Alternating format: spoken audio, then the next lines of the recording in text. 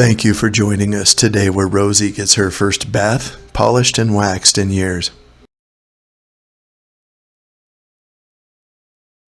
Part of this approach, washing, waxing, polishing, that whole thing, is you get to inspect every single inch of the structure of this.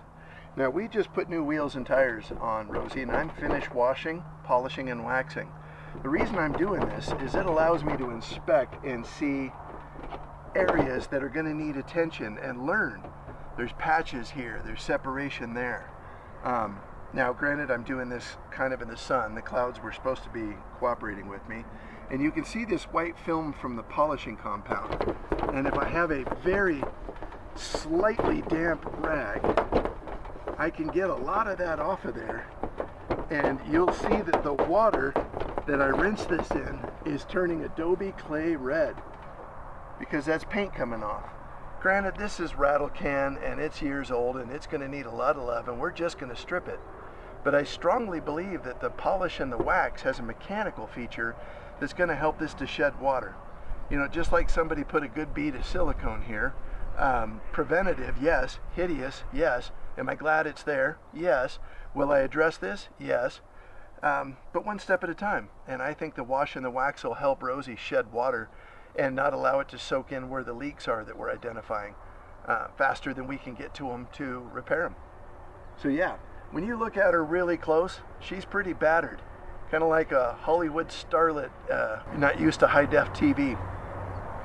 Doesn't matter, we love her, and we're gonna finish.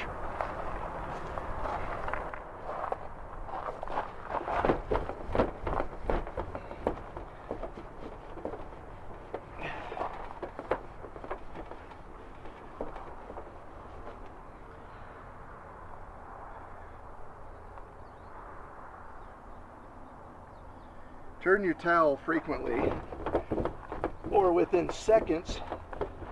All you're doing is smearing what you managed to lift on the last section.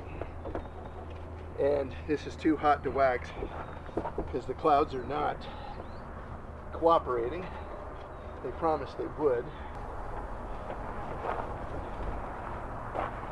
Let's go over our car wash kit. It works for the trailer as well. It's not expensive, but it's very deliberate.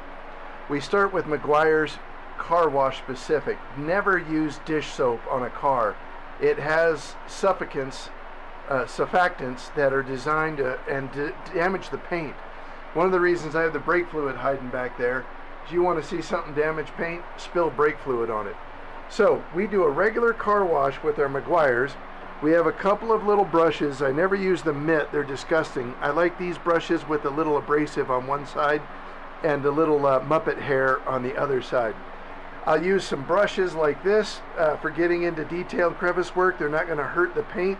And then for undercarriage and rough stuff, I have these power brushes that I'll use. These things are phenomenal for the rough stuff, but they'd never go on directly onto your paint.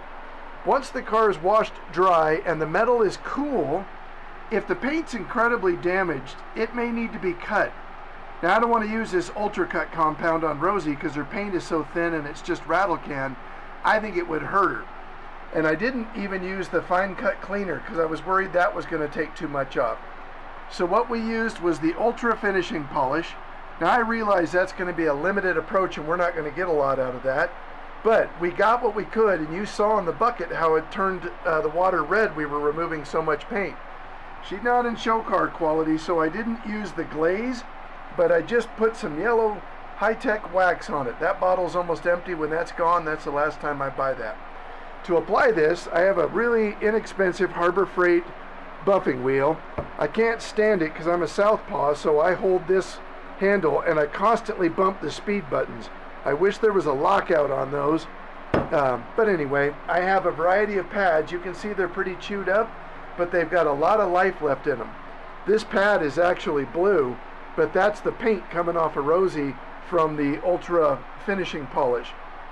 So that's why we're being so careful. We don't want to harm her. The one behind it, I ran on the white for a while, but it took off so much white paint I stopped because I'd be down to bare metal and I didn't want to do that. I also have fine pads for waxing. You can see they're very chewed up, because Rosie has hundreds of these sticking up just enough that it tears up the pad.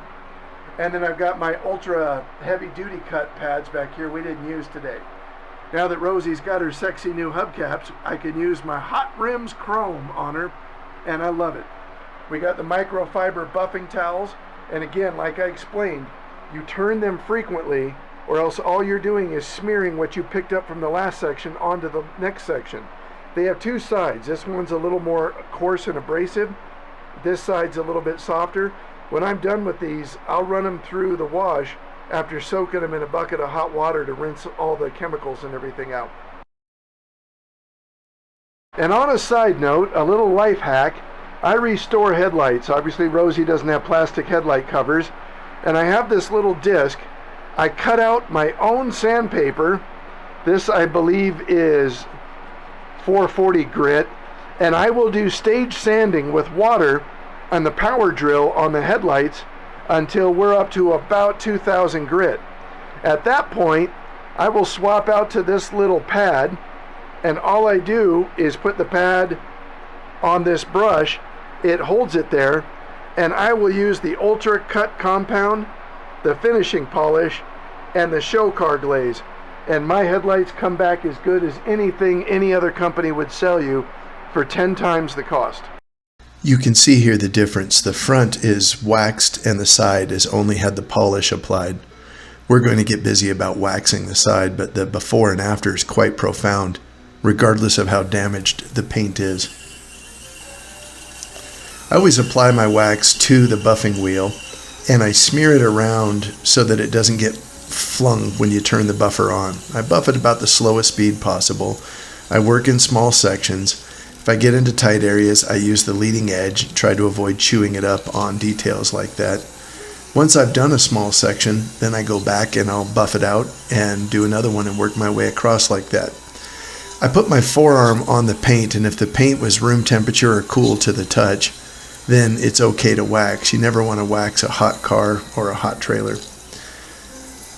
I start with the white because it does take some paint off and leaves white on the pad, and then it's not so bad when you transfer the white to the red paint, but the red to the white paint gives it kind of a hazy color.